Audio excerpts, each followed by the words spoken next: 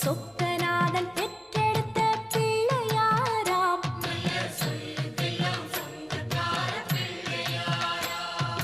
கைலாய மலைய விட்டு தெற்கே வந்தாராம். இந்த பிள்ளையாரு பட்டி கண்டு இருந்து விட்டாராம்.